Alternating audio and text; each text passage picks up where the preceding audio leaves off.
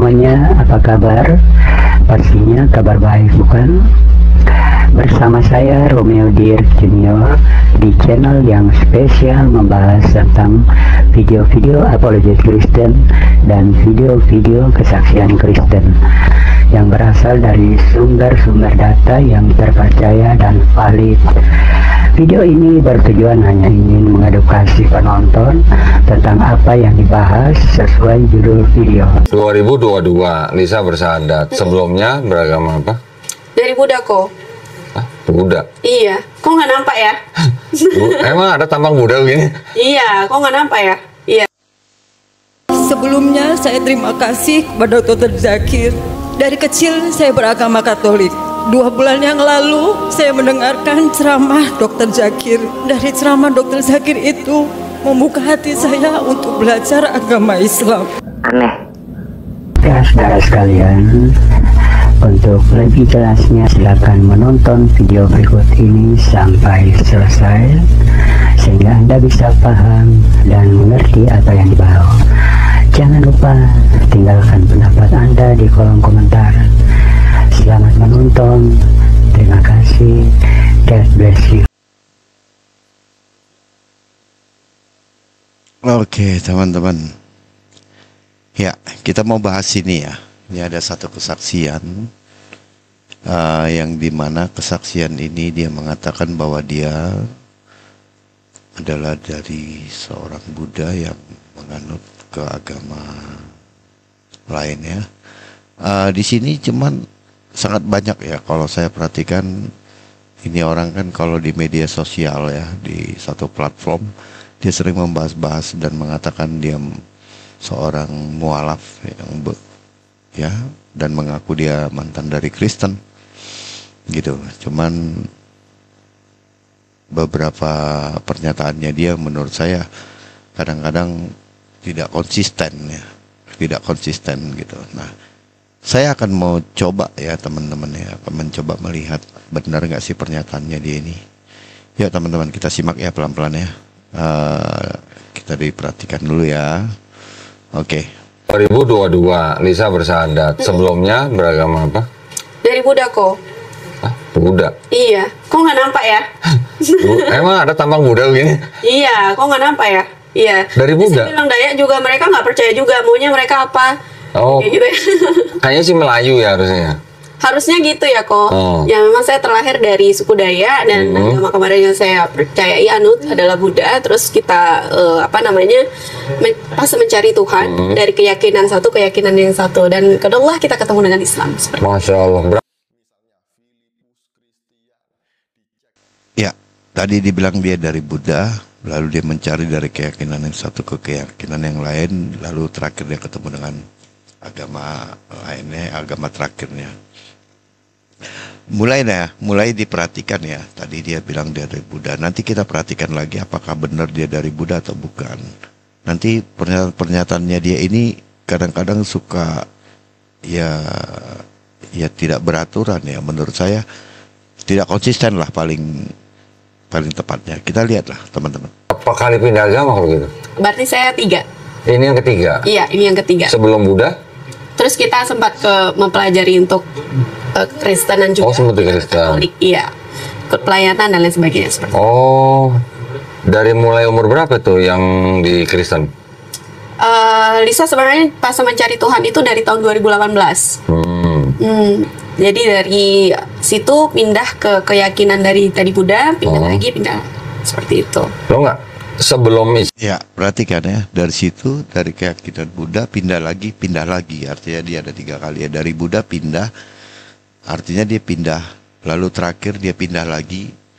Kalau saya asumsikan ya, dari Buddha ke Katolik, ya, baru pindah terakhir dia ke agama yang sekarang. Diperhatikan. Islam, Buddha. Sebelum Buddha, Kristen. Iya, kita sempat Di Kristen. Nah, kita ulang ya, coba ya, kita ulang. Sebelum Islam, Buddha. Sebelum Buddha, Kristen. Iya, kita sempat Di Kristen. Di Kristen berapa tahun? Nah, dibilang ya, sebelum Islam, Buddha. Sebelum Buddha, Kristen. Tadi dia bilang dari Kristen, dari Buddha mencari lagi dan mencari lagi, akhirnya ketemu dengan agama yang sekarang. Artinya kan ini udah mulai ngawur ya, perhatiin lagi. Nah itu tadi sambil mencari Tuhan itu tadi kita sambil juga Lisa kurang ingat ya pastinya, berarti dari tahun 2018 pokoknya gitu. Berarti 2 tahun kayaknya ya. Oh 2 tahunan. Kristennya apa? Kristen Protestan? Katolik. Oh di Katolik. Iya. Oke, sempat melayani juga. Sempat ikut. Jadi apa? Ya ikut kegiatan-kegiatan pelayanan dan lain sebagainya gitu. Oh Kalau kegiatan. Iya. Nyediain anggur, nyediain Iya, betul. posti gitu. Oh enggak gitu Oh, juga. enggak Oke, dia udah menyatakan bahwa dia itu ikut melayani ya, gitu ya. Artinya dia di dalam Katolik itu dia udah ikut melayani gitu ya.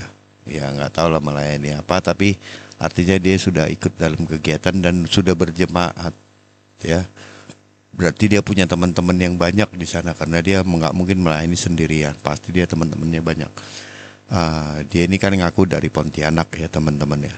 Kalau ada teman-teman Pontianak yang mengenal dia, tolong dong ketik di bawah ya. Ketik di bawah, benar nggak sih pernyataannya? Coba didengarkan lagi, silakan.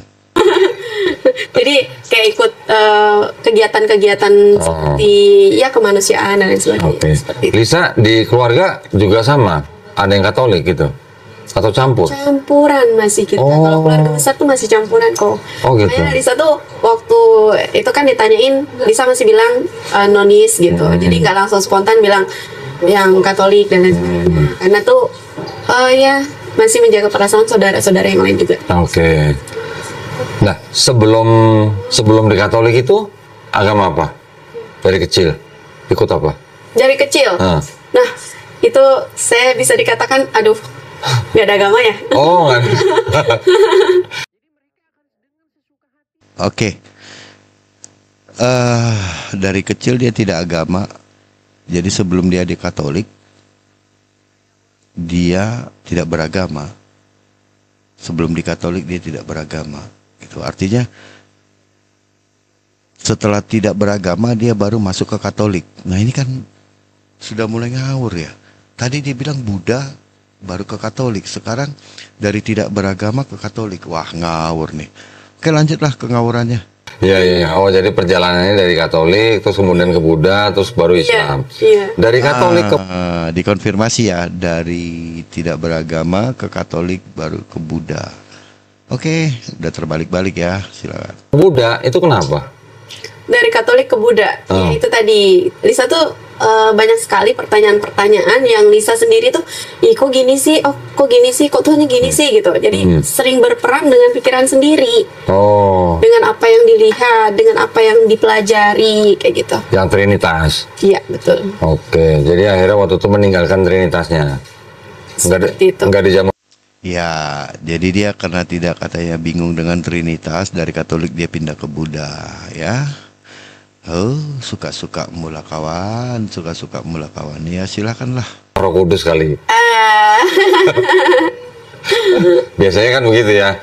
Nah, terus ketika di Buddha memahami konsep ketuhanannya Buddha. Justru karena memahami mungkin ya. Justru karena memahami ini kayak nggak masuk nih, kayak gitu deh. Nggak masuk nih perhitungannya, masa Tuhan gini sih gitu. Baik. Pengakuannya dia sangat memahami ya. Dia memahami Buddha, makanya dia nggak terima gitu ya. Kok gini sih Tuhannya gitu ya. Oke, lanjutlah kawan. Masa Tuhan gininya kenapa di Buddha? Ya karena Tuhan itu kan sebenarnya tidak perlu makan. Loh, di Buddha emang Tuhannya makan? Iya, dia butuh makan dong. Yang mana Tuhannya? Nah, Tuhannya banyak tuh kayaknya. Nah lu, dia katakan di Buddha itu Tuhannya makan. Tuhannya yang mana? Banyak Tuhannya, hehehe. Wah dia ketawain dong. Mengerikan ini orang. Saya nggak tahu ya, saya nggak ngerti Buddha ya. Tapi nggak tahu lah teman-teman Buddha kalau ada yang nonton ini, tolong dikonfirmasi dong ke saya dong, diketik aja di bawah ya. Ya, konfirmasi apakah benar pernyataannya atau tidak nih, gitu ya. Nih temen nih menurut saya sudah sangat ngawur. Ini sebenarnya bisa masuk penghinaan ya, atau penistaan ya, atau menuduh ya, menuduh yang mungkin ya tidak tepat gitu. Apa yang dia sampaikan dinarasikan tentang agama orang lain.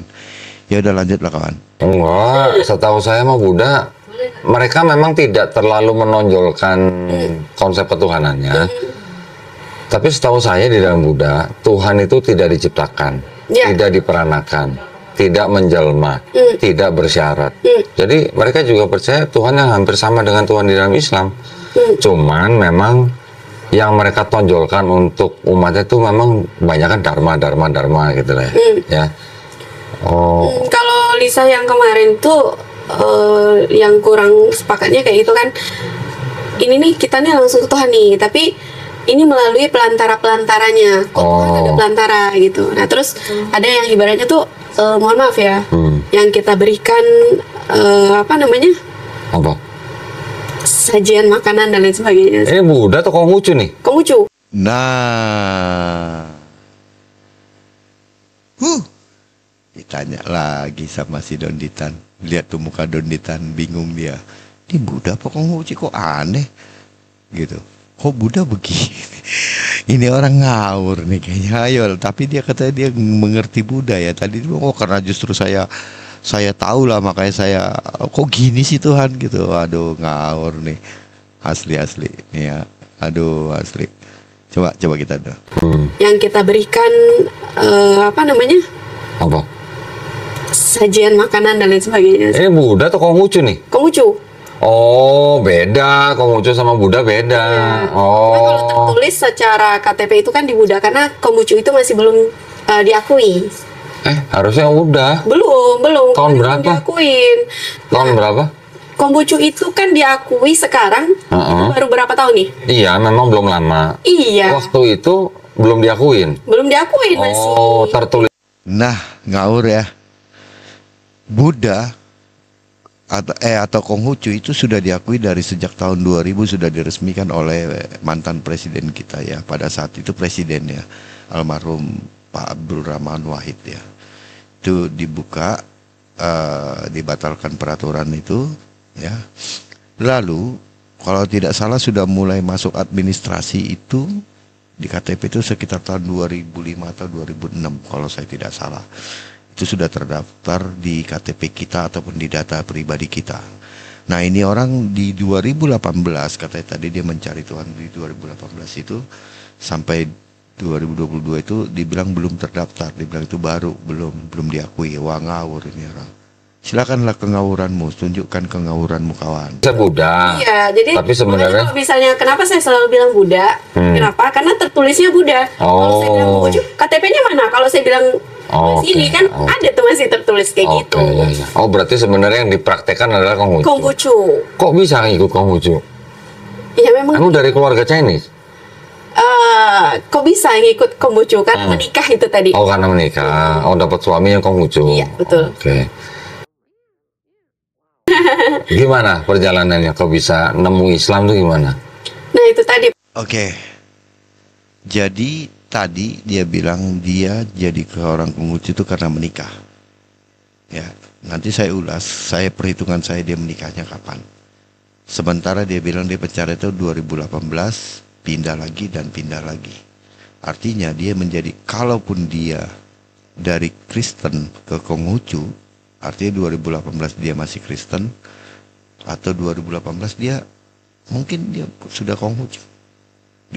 Jadi sebelumnya dia Kristen, di 2018 dia Konghucu ya. Tapi teman-teman lah, perhatikanlah narasinya dia ini. Ngawur sih, menurut saya itu ngawur sekali nih. Gitu, silakan. Pas kita lagi ada kegiatan waktu itu di salah satu tempat, ya saya tidak mengatakan gereja karena masih banyak teman-teman yang salah paham.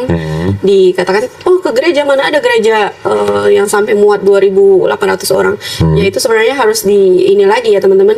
Kalian sudah tahu gereja nggak ada orangnya segitu, kenapa? Berarti kan ada apa-apa nih gitu. Maksudnya tuh masjid aja bisa kok ada yang orang segitu gitu kan. Itu sebenarnya harusnya kalian pikir lagi dan pertanyakan lagi itu teman-teman. Ya, dia kan di sini mulai menyerang ya. Dia mulai attack di sini pelan-pelan. Tadi dia menyerang Buddha, dia di sini menyerang Katolik ya. Jadi dia bilang nggak mungkin ada gitu 2.800. Itu harusnya kalian mikir dong kenapa nggak bisa 2.800 gitu. sebenarnya bukan kita tidak bisa membuat satu gereja, tapi perizinannya itu pasti akan sulit, tidak segampang itu gitu ya.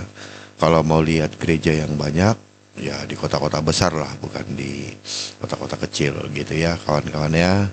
Jadi dia bilang dia di hadapan 2.800 orang loh ya pada saat itu acara itu. Ayo kita lihat, dengarkan lagi apa dia ocehannya. Jadi di situ waktu itu Lisa duduknya paling depan posisi. Di gedung. Iya. Bukan gereja. Bukan. Di Pontianak. Di Pontianak. Acara Yes, dia. apa tuh? Jadi Ya, di satu acara yang dihadiri 2.800 dia duduk paling depan di acara gereja, sementara dia orang baru. Ya. Apakah dia tamu undangan, apa orang spesial saya nggak tahu, dia bisa duduk paling depan. Biasanya itu pengerja-pengerja dan hamba-hamba Tuhan atau tamu undangan yang duduk paling depan kalau acaranya sampai melibatkan 2.800 orang. Ingat loh, 2.800 orang loh dia bilang loh ya. Saya nggak tahu dia hitungan dia dari mana. Gitu ya. Apa dia seorang panitia juga mungkin ya, makanya dia tahu ngitung, atau dia asyar kali bagian ngitung. Ya kan, jadi dia tahu datanya. Oke lah kawan, lanjutkan. posisinya Lisa lagi duduk yang paling depan waktu itu. Nah terus kita lagi berdoa tuh kok. Koko tahu, mohon maaf ya teman-teman yang nonis ya. Koko tahu doa bahasa roh? Tahu. Nah, Saya kan dulu GBI. nah itu dia. Jadi ada yang aneh nggak? Ada yang aneh nggak? Di acara Katolik, loh, di acara Katolik, ya, di acara Katolik yang dihadiri 2.800 orang di Kalimantan, di Pontianak, tiba-tiba ada doa bahasa roh. Ya, coba kita dengarkan. kita lagi berdoa bahasa roh teman-teman. Cuma di situ Ya, doa bahasa roh ya, acara Katolik. Saya nggak tahu dia bicara Katolik mana ini yang berdoa bahasa roh ya. Nggak tahu ya teman-teman Katolik ya. Coba deh ya, nanti kalian ketik di bawah itu. Apakah ada doa bahasa roh dalam Katolik? Ya, coba-coba yuk nanti teman-teman ya. Lisa melihat patung itu. Masa sih ini Tuhan? Gitu kan? Yes. Di sini lagi ya, di dalam gedung, di suatu gedung besar ada patung. Masa sih ini Tuhan? Wah, ini menurut saya aneh ya. Gitu ya. Nggak masuk akal sih menurut saya apa yang diceritakan. Gitu. Patung dari mana ya di dalam gedung, di suatu gedung, bukan gereja, ada patung. Oke lah, lanjutlah. Saya tatap dalam-dalam itu patung. Masa sih ini Tuhan? Masa Tuhan diciptakan oleh manusia? Dan masa Tuhannya terlihat? Masa Tuhannya begini? Masa pokoknya banyak sekali pertanyaan-pertanyaan di kepala Lisa saat itu. Ya, tadi salah satunya yang dia tidak berani sebutkan acara apa di Pontianak. Sekitar 2018 ya. 2020 atau 2018 lah. Acara Katolik besar yang dihadiri 2.800 orang di Pontianak. Di suatu gedung, tapi dia nggak sebutin acara apa karena dia ngeles. Gitu ya. Ya dia ngeles ya tadi di sini ya. Dan masa Tuhannya terlihat? Masa sih ini Tuhan? Gitu kan? Saya tatap dalam-dalam itu patung. Masa sih ini Tuhan? Masa Tuhan diciptakan oleh manusia? Dan masa Tuhannya terlihat? Masa Tuhannya begini? Masa pokoknya banyak sekali pertanyaan-pertanyaan di kepala Lisa saat itu. Terus Lisa bilang gini, ya Tuhan, jika memang Engkau Tuhan yang layak saya sembah, maka bimbing saya menjamahmu. Tapi jika bukan Engkau Tuhan yang layak saya sembah, maka Tuhan yang mana yang pantas untuk saya sembah? Bimbing saya Tuhan. Tunggu sebentar. Waktu Lisa ikut acara itu Lisa masih Kristen, masih Katolik? Iya, masih nonis lah. Iya, maksudnya beragama Katolik waktu itu? Iya, masih. Belum Konghucu berarti? Iya, udah. Kan kita dari Konghucu berarti pindah ke situ. Nah, kan ngawur lagi kan? Katanya dari Konghucu pindah ke Kristen. Tadi dari Kristen ke Buddha. Ngawur ini. Oke, perhatian nih. Ini si Donitan juga bingung nih. Ayo kita lihat. Pelajar itu. Loh. Jadi saya kan sama pasangan itu Loh, katanya loh. Dia mulai bingung nih Donitan. sama-sama Konghucu ya. Nah terus kita pas mencari Tuhan tuh, sama-sama lagi mencari Tuhan tuh. Karena mohon maaf nih, Konghucu itu kan sebenarnya mereka tidak percaya adanya Tuhan. Yes. Satu lagi. Dia membuat satu pernyataan ya di sini ya.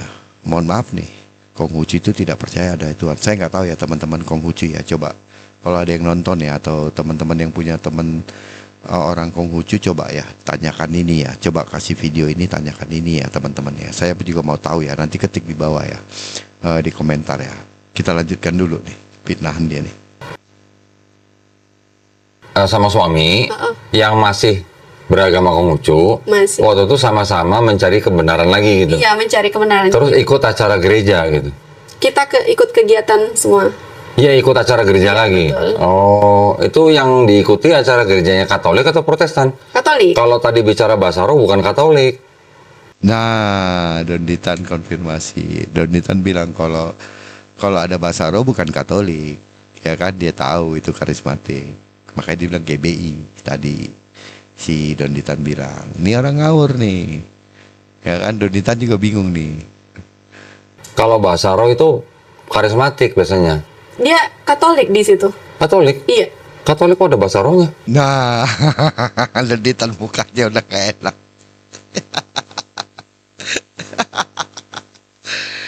Aduh, Donditan udah keder ya. Aduh, kalau saya jadi Donditan, saya tidak akan upload ini video. Ngawur ini. Ayolah, teruskan, lanjutkan Donditan demi konten. Nah, itu dia. Terus. Jadi kan banyak pertanyaan-pertanyaan di kepala kita kan? Nah, jadi orang disalahkan. Nah, itu dia. Banyak pertanyaan di kepala kita kan. Ya iyalah. Orang yang mendengarkan ini akan bertanya dalam kepalanya, Katolik berbahasa roh, Katolik yang mana? Acara apa? 2.800 orang. Terus anak baru duduk paling depan. Waduh, ngawur ini orang. Ayo lanjutkan. Jadi pokoknya itu Lisa tuh berperang dengan pemikiran sendiri. Lihat kegiatan-kegiatan. Kalau untuk kemanusiaannya sama aja kan? Nah, seperti itu. Yang paling besar anak umur berapa sana? 14. Oh, udah 14. Yang paling kecil? Paling kecil udah 8 tahun. 8 tahun. Nah, Oke, anaknya umur 14 tahun ya. Yang paling kecil 8 tahun. Kalau kita mau hitung ya, kalau kita mau hitung nih, anaknya 14 tahun, artinya ini video tahun 2025, berarti sekitaran kelahiran 2011 ya. 2011 ke 2014 tahun, artinya dia menikah itu sekitar tahun 2010 atau 2011 awal. Kalau anaknya lahir 2011 akhir. Pertanyaannya, dia mencari Tuhan dari Kristen tuh ke Buddha katanya tadi.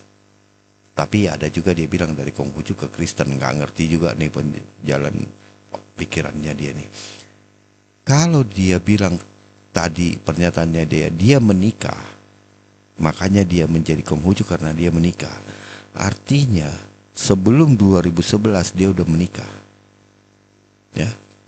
2010, anggaplah 2010 dia udah menikah, dia mencari Tuhan 2018. Berarti dia bilang kan tadi 2 tahun ya. Gitu ya. 2 tahun. Wah, ini orang asli ngawur.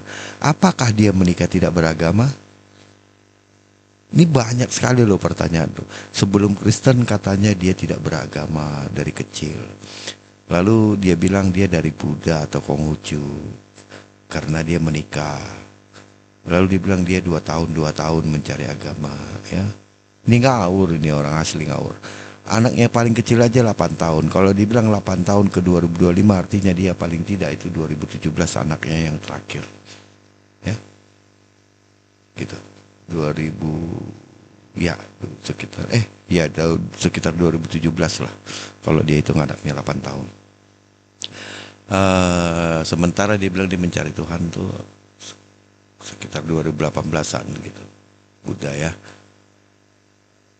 Waduh, pernyataannya ini asli, ini pernyataannya dia ini adalah pernyataan yang hancur lebur ya, terbolak-balik, tidak ada konsistensi di sini. Saya tidak tahu tujuannya dia apa gitu. Ya, itulah teman-temannya. Jadi menurut saya kalianlah yang boleh menilainya ya. Tapi untuk teman-teman yang mempunyai informasi tentang orang ini boleh dong di-spill di saya. apakah benar ada acara itu untuk teman-teman Katolik Pontianak ya, Kalimantan Barat ya, sebesar itu sekitar tahun-tahun segitu gitu ya, di satu gedung, saya nggak tahu. Dan mungkin teman-teman pelayanannya mungkin boleh kali ketik di bawah, oh ya ini dulu teman gereja saya di Katolik nih, kita sama-sama melayani kemanusiaan, boleh ya teman-teman yang cari berikan informasi gitu.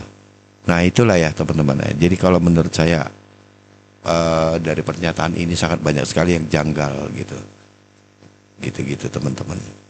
Jadi buat saya sesuatu yang harus kita harus kita telaah lagi pernyataan-pernyataan orang, karena ini bisa dianggap menjadi satu kesaksian palsu gitu ya, gitu teman-teman.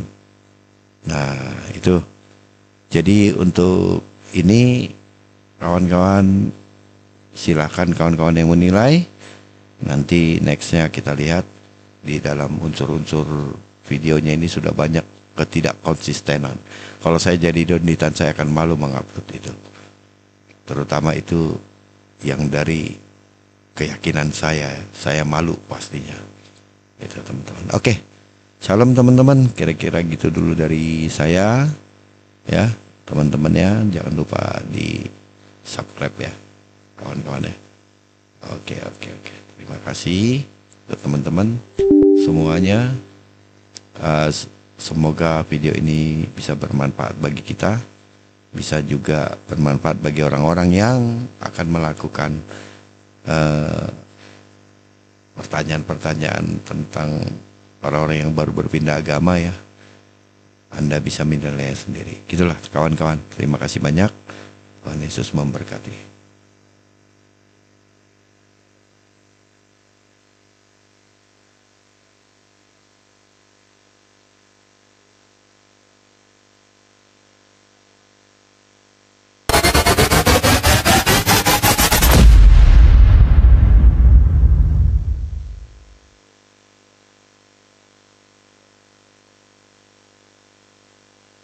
Sebelumnya saya terima kasih kepada Dr. Zakir. Dari kecil saya beragama Katolik. 2 bulan yang lalu saya mendengarkan ceramah Dr. Zakir. Dari ceramah Dr. Zakir itu membuka hati saya untuk belajar agama Islam. Dan saya tahu agama Islam sangat indah sekali. That I know that Islam is a very beautiful religion. Pada saat itu saya berdoa. And at that time I make doa, I pray. Saya ingin mengucapkan syahadat. I want to declare shahada. Dibimbing oleh Dr. Zakir. Guided by Dr. Zakir Naik. Huh? This is for you, my love. Thanks, my dear. Dan sepertinya Allah mengabulkan doa saya. And I believe God accepted my doa. Dr. Zakir bisa kesini, dan saya kesini pun berkat seorang teman yang saya sama sekali tidak kenal. Dr. Zakir comes here, and I come to this place with someone which I really don't know her. Dia yang membantu saya untuk mendapatkan tiket. He helps me to get a ticket. Ceramah Dr. Zakir. Huh? This is for you, my love. Thanks, my dear. To hear to your speech and talk. Tapi ada satu pertanyaan, mohon diyakinkan keimanan saya Dr. Zakir. Saya tidak ingin durhaka dengan orang tua saya. Di dalam agama Katolik setiap tahun kami harus mengucapkan janji baptis. Yes, I want to make a behavior which is probably make my mother angry and doesn't like me, and I was baptized in my Catholic religion every year. Di situ disebutkan salah satunya bahwa orang tua harus mendidik anaknya menjadi Katolik. And it was said here that the parents should make the son to be Catholic. Bagaimana dengan hal itu kalau saya mengucapkan syahadat? Saya nggak ingin mudahkan dengan orang tua saya. dengan janji baptis itu. What if I declare my shahada while I have that kind of a problem with my parent? Mashallah, sister said that she's a Catholic and she has been seeing my video cassette for the past 2 months, and she realized that Islam is the best religion and she wants to accept Islam. She believes that Allah is one. She believes Prophet Muhammad is the messenger of Allah. And the question is that if she accepts Islam, what will happen to her parents? Sister, as I said earlier, that once you accept Islam, sister, you have to be more loving to your parents, to your mother and father. You have to love them more. You have to take care of more. You have to listen to everything what they say, except if they tell you something which is against the teaching of the Quran and the sayings of the Prophet. Besides these two things, whatever they say, you have to believe them, you have to love them, you have to take care of them. You have to be a better daughter than what you were before, sister. Sister, do you believe that there is one God? Sister, do you believe there is one God? Yeah, I believe. Do you believe that Jesus Christ, peace be upon him, is he messenger of God or is he God? Messenger. Messenger, mashallah. Do you believe that Prophet Muhammad, peace be upon him, is the messenger of God? Messenger. Mashallah. Sister, that means you are a Muslim. Would you like to say it in Arabic? Yeah. Inshallah, say it and you can repeat it, sister. Ashhadu Asyhadu Allah Allah ilaha ilaha illallah illallah wa ashhadu wa asyhadu anna anna Muhammadan Muhammadan abduhu abduhu wa rasuluhu. wa rasuluhu. I bear witness This that that there is no God there is no God but Allah, but Allah, and Prophet Muhammad and Prophet Muhammad is the messenger is the messenger and servant and servant of Allah. of Allah. Takbir, Allahu Akbar. takbir, Allahu Akbar. takbir. Allahu Akbar. I pray to Allah subhanahu wa ta'ala that may He grant you Jannah and may He give you more hidayah and may He soften the heart of your parents so that even they come to the fold of Islam, inshallah. Dokter Zakir, saya minta kepada orang tua saya supaya bisa mendapatkan hidayah juga. I pray for my parents. Inshallah. I pray to Allah that may He give your parents hidayah and your family members come closer to Islam, inshallah. Amin. Terima kasih. Jujur, jangan banyak bohong, dosa Pak Ustaz. Ada berita mengejutkan. Bagi saya nggak mengejutkan sih ya. Jadi ada sebuah video pengakuan dari seorang mualaf yang ngaku-ngaku dari Kristen dan juga dia sempat bilang bahwa dia ini seorang pendeta muda. Dan dalam pengakuannya ini dia mengatakan bahwa dia bukan mualaf karena memang dia lahir sudah jadi Muslim. Jadi dia ini ternyata Islam sejak lahir. Siapakah dia? Filipus Christian. Nah, kalau memang video ini benar, berarti ada sesuatu nih, tujuan dari Filipus Christian kenapa dia mualaf.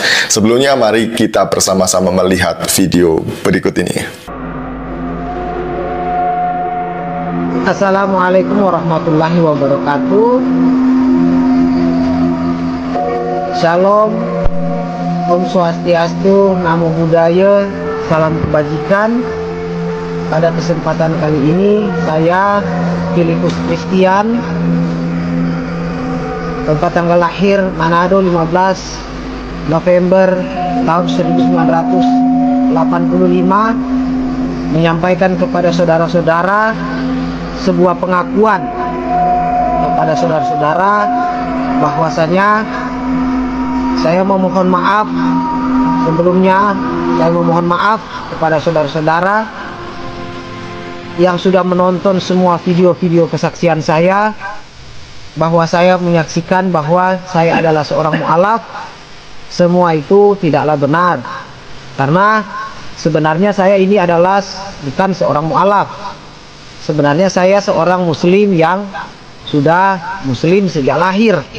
Tetapi karena ingin menjadi top, menjadi terkenal, saya berpura-pura menjadi seorang mualaf agar supaya orang itu mau menonton video saya. Sebenarnya saya bukan seorang mualaf, tapi yang sebenarnya saya seorang muslim sejak lahir. Kalau memang video ini benar, saya tidak kaget sama sekali kalau si Filipus Christian ini adalah seorang muslim. Meskipun dia katanya lahir di Manado, tapi dia ini tinggalnya di kota Mubagu. Jadi kota Mubagu ini adalah kota mayoritas Islam. Saya sudah pernah ke sana dan pelayanan di sana. Nah, kembali kepada apa yang disampaikan oleh Filipus Christian. Mengapa dia ngaku-ngaku mualaf? Katanya sih supaya dia terkenal ya, dikenal banyak orang, dan kemudian dia ini mendapat sesuatu dari pengakuan. Biasa itu ya, kalau jual mualaf itu memang begitu laku, apalagi kalau ada embel-embel mantan pendeta atau pendeta muda. Ini wow sekali. Wah, kok bisa ada pendeta loh ya yang lulusan sekolah Alkitab, dia mualaf. Seharusnya pendeta ini kan belajar Alkitab dan lain sebagainya. Ini loh ya, ini adalah tipu-tipu yang dilakukan orang-orang ini. Jadi ngaku-ngaku mantan pendeta, pernah sekolah teologi, itu hanya untuk mendongkrak pansosnya aja, supaya kelihatan wow, dia mantan pendeta, belajar banyak tentang kekristenan. Oh, ternyata di dalam kekristenan itu tidak masuk akal. Yang masuk akal adalah agama barunya. Ya begitulah ya. Jadi kira-kira ya, kalau apa yang dilakukan oleh si Filipus Christian ini sudah berlangsung tahunan, lebih dari 1-2 tahun, kira-kira ada berapa banyak orang yang sudah dibohongi oleh dia? Ada berapa banyak orang yang sudah mungkin menyumbang dia untuk kegiatan, ya dalam tanda kutip, apa yang dia lakukan itu. Jadi tolong teman-teman di sebelah sana, kalau ada orang-orang ngaku-ngaku mualaf, itu dicek beneran gitu loh ya, asal usulnya. Bener nggak dia ini pernah di Kristen. Kemudian kalau ada yang pernah ngomong dia lulusan sekolah Alkitab atau pernah jadi pendeta, tolong dicek. Sekarang ini ya, semua sekolah teologi itu terakreditasi. Artinya semua data mahasiswa itu ada di home base-nya PD Dikti. Jadi kalau ada orang yang ngaku pernah kuliah di STT ini, cek saja di PD Dikti. Misalnya Filipus Christian, dicek di PD Dikti. Ada nggak namanya yang katanya pernah kuliah di sekolah tinggi teologi juga? Kalau dia pernah ada di sekolah teologi, pernah kuliah di sana, pasti namanya nyangkut di situ, ada. Dan saya cek, ternyata tidak ada nama Filipus Christian. Dan kemudian kalau dia ngaku-ngaku pendeta, pernah jadi pendeta, entah itu pendeta muda atau pendeta penuh, cek juga dia dari gereja mana, denominasi apa. Pasti kalau dia pernah melayani di situ, ada juga berkasnya di sana, data-datanya di sana kalau dia memang pernah melayani di gereja tersebut. Nyatanya Filipus Christian ini juga tidak pernah ada datanya. Dan yang model begini ini banyak. Tolong teman-teman, bukannya saya nggak suka, bukan. Daripada nanti ada muncul orang-orang begini lagi di belakangan dan banyak orang yang dibohongi, lebih baik dicek dulu kebenarannya. Jangan euforia karena ada satu orang mualaf, apalagi ngaku-ngaku sekolah teologi dan mantan pendeta. Hal yang sama juga berlaku untuk saudara-saudaraku Kristen. Kalau ada yang ngomong dia murtadin, mantan ini juga tolong dicek. Jangan buru-buru diberikan panggung. Bina dulu, muridkan dulu supaya dewasa imannya dan pengetahuannya di dalam Kristus, baru diberi pelayanan. Kalau enggak, pasti ngawur-ngawur dia nanti ini. Oke, sekian dari saya. Semoga video ini mencelikkan mata-mata di luar sana itu ya, mata di luar sana supaya berhati-hati untuk menerima orang-orang yang demikian. Shalom, salam waras, Tuhan Yesus memberkati kita semuanya. Terdapat di Al-Misikat Al-Masabi, hadisnya juga sahih nomor 276, di mana mengatakan Nabi Muhammad di akhir zaman Islam hanya tinggal namanya gitu. Iya, betul. Dan Al-Quran tulisannya saja, masjidnya megah, namun tidak ada hidayah di dalamnya. Nah, dilanjutkan oleh Nabi Muhammad di sini, para ulama, nah di atas ini nih, para ulama mereka orang yang paling sejahat-jahatnya makhluk. Ya. Tapi gini bang, itu semua bertentangan dengan omongan Muhammad sendiri. Pokoknya setiap Muhammad ngomong sesuatu, nanti ada yang bertentangan dengan omongannya itu. Contoh nih, bahwa agama Islam nanti itu akan terasa asing, betul nggak?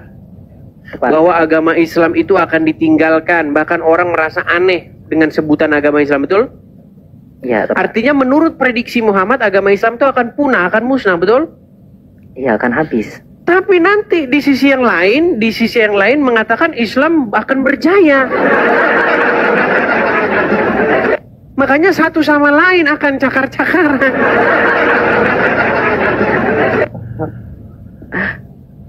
Jadi sebenarnya semua isi-isi hadis itu kalau kita pelajari dengan sungguh-sungguh, itu tidak lain dan tidak bukan hanyalah karangan orang-orang untuk memasukkan karangannya dengan membawa-bawa nama Muhammad. Begitu. Ya, seperti ia menunggang Nabi Muhammad. Iya, betul sekali. Mereka akan membawa Muhammad untuk melegitimasi perkataannya. Begitu. Iya. Jadi mereka akan dengan sesuka hatinya mengarang cerita. Begitu misalnya.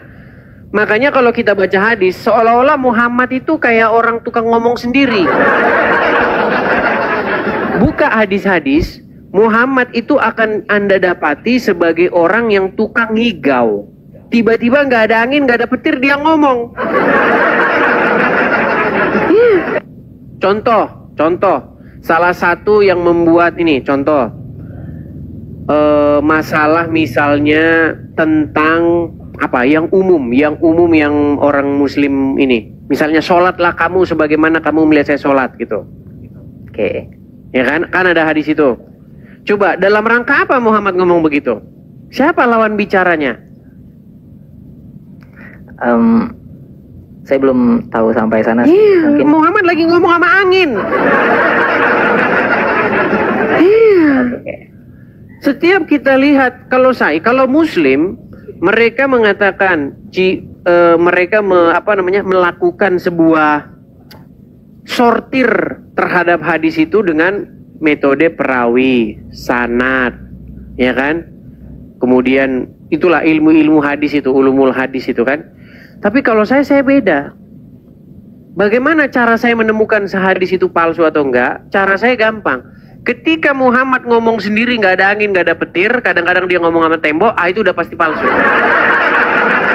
Nah, jadi tanpa indikasi terlebih dahulu ya, Bapak. Tidak ada jalan ceritanya, tidak ada asbabul wurudnya. Tiba-tiba Muhammad ngomong sendiri. Iya. Jadi inilah yang menjadi indikator ya, para umatnya tidak sadar.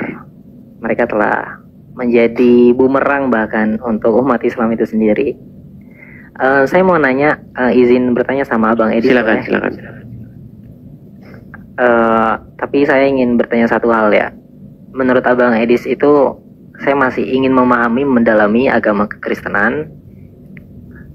Bagaimana sih cara kita mengenal Tuhan itu sendiri, mungkin dengan perspektif Abang Edis melihat? Ya, dengan memahami firman-firmannya, dengan memahami apa yang diajarkannya, begitu. Makanya saya sarankan uninstall Quran, install Bible. Gitu. Jadi bagaimana kita memahami atau ingin mengenal Tuhan, pelajarilah Bible, baca ya kan. dari A sampai Z begitu. Saya sudah lakukan itu, Bang. Saya sudah lakukan membaca Al-Quran dan membaca Bible. Saya nggak mau katanya. Oke. Setelah saya pelajari, memang kesimpulan saya itu. Setiap orang yang membaca Al-Quran dan membaca Bible dengan sungguh-sungguh, pasti akan menyimpulkan kesimpulan yang sama dengan saya. Bahwa Al-Quran tiada lain adalah buku yang isinya banyak menjiplak isi Bible. Tapi jiplaknya buru-buru, sehingga ngacau balau. Ya, saya juga melihat ya, ketika baca Bible sendiri, itu dikisahkan Nabi Adam, namun di dalam Al-Quran itu sangat sedikit kisah dari Nabi Adam, berbanding Bible sangat detail. Ya. Tapi sekalipun demikian, Bible tidak pernah mengklaim bahwa buku ini sangat detail, menjelaskan segala sesuatu. Nggak pernah Bible mengklaim buku seperti itu. Tapi Quran, buku yang hanya seperti itu. Buku ini menjelaskan segala sesuatu.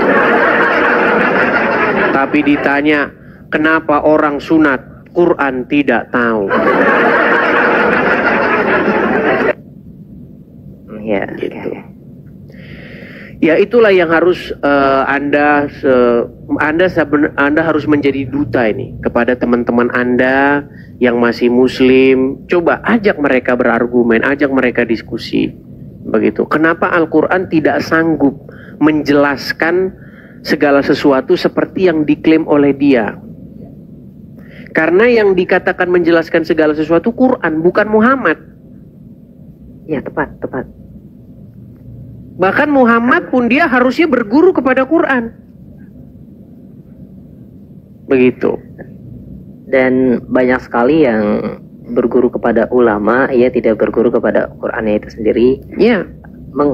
Gini loh, maksud saya, mereka mengatakan Nabi Muhammad tidak bisa baca tulis ya.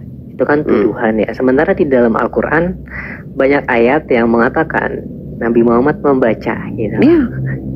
Jadi mereka lebih mendengar kepada para ulama atau kepada Al-Quran itu sendiri. Kan dilema jadinya. Memang begini, Bang. Memang begitu dalam ajaran agama Islam. Mau versi Muhammad buta huruf ada. Mau versi Muhammad bisa membaca ada. Mau versi Muhammad hidupnya yang sedih-sedih, ya kan? Hidupnya yang sederhana ada. Mau Muhammad yang versi kaya ada. Mau Muhammad versi hidup susah, makan sampai ngutang ada. Mau Muhammad versi kaya, mendapatkan banyak emas dan perak, ada. Makanya saya bilang, makin dipelajarin agama Islam, makin ingin orang akan mencampakkannya. Begitu. Iya, bahkan dari beberapa narasi hadis ya, mengatakan Aisyah sendiri yang meracuni Nabi Muhammad. Iya. Wow, itu sebuah Kalau abang tanya sama orang-orang Syiah, orang Syiah itu sangat membenci Aisyah dan Hafsah dan bapaknya. Jangan lihat Aisyah dan Hafsahnya, karena mereka itu kan hanya dua orang perempuan. Iya. Tetapi lihat siapa di balik dia, di balik mereka itu ada siapa? Ada tokoh-tokoh yang besar. Makanya ada ayat dalam Al-Quran itu, jika kamu berdua bahu-membahu menyusahkan Nabi, maka ketahuilah Allah adalah pelindungnya, dan juga para malaikat, dan juga Jibril, dan juga orang-orang mukmin. Coba tuh. Ya. Sepakat saya akan hal itu ya. Iya. Namun saya mau bertanya satu hal lagi, boleh ya, Abang Edi? Apa itu? Izin. Bagaimana konsep daripada umat Kristen itu soal penebusan dosa Yesus Kristus itu menurut Abang Edi? Jadi konsep sederhananya gini, Bang. Hukum kita itu kan ada hukum Taurat. Hukum Taurat itu berisi tuntutan-tuntutan terhadap seseorang. Bagaimana seseorang itu hidup. Contoh ya, tuntutan. 10 tuntutan hukum Taurat. Jangan berzina, jangan mencuri, jangan bersaksi dusta, Itu kita ambil aja 3, nggak usah banyak-banyak. 1 aja lah, jangan mengucapkan saksi dusta. Atau jangan mencuri aja lah, jangan mencuri. Coba, ada nggak orang yang sanggup melakukan ini seumur hidupnya? Sudah tidak bisa ya, sulit mungkin. Sulit. Dari mulai yang kecil-kecil saja bang, kita sudah mencuri. Dari zaman kecil udah maling mangga. Udah besar kita pun secara nggak sadar mencuri hak-haknya orang. Iya. Contoh, saya kasih contoh saja ya, saya kasih contoh. Gas di Indonesia, gas tabung yang kecil itu diperuntukkan bagi siapa? Untuk miskin. Iya. Miskin. Coba, ada nggak orang kaya yang beli itu?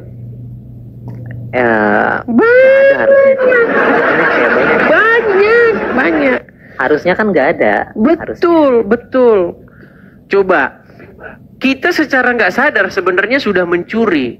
Nah, makanya apa yang dimaksud dengan konsep penebusan? Gini bang, jadi Yesus itu sudah melakukan segala tuntutan hukum Taurat itu untuk saya, untuk setiap orang yang percaya. Jadi semua tuntutan itu sudah dipenuhi oleh Yesus.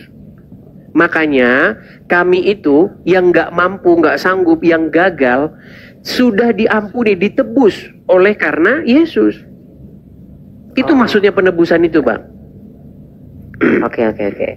Berarti penebusan itu ketika Yesus itu turun, maka dosa-dosa terhapus karena disalib, seperti itu? Bukan seperti itu. Begini, Yesus itu kan digambarkan di dalam Bible sebagai tokoh yang taat sampai matinya. Karena nggak ada orang yang taat sampai mati.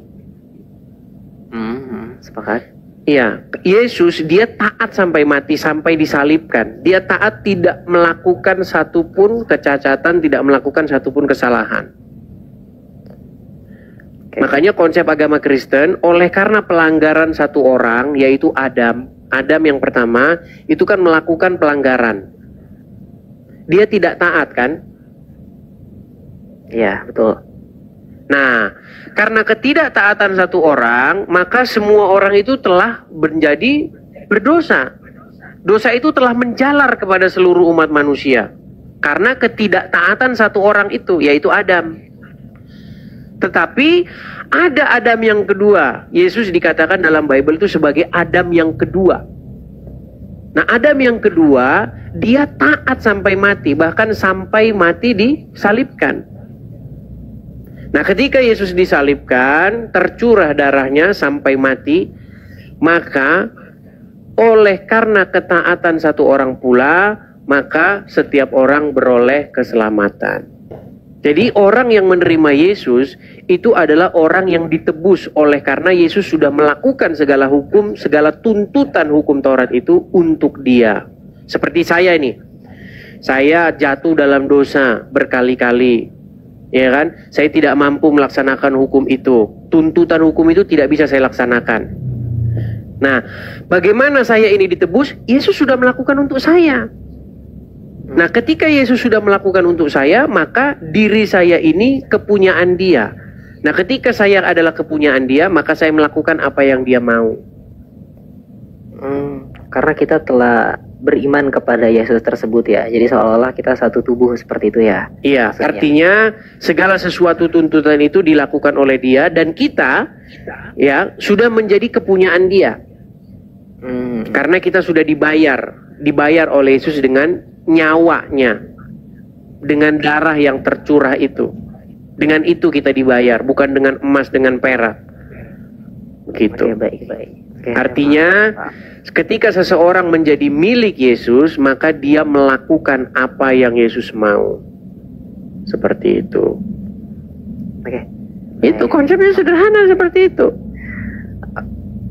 Ini ya, saya boleh izin dalam arti mengutip 1-2 dari kefahaman saya soal penebusan dosa mungkin. Silakan. Bentar ya, saya cari dulu di nota saya. Jadi beberapa yang saya kumpulkan dalam penebusan dosa mungkin agak berbeda ya sama Abang Edis ya.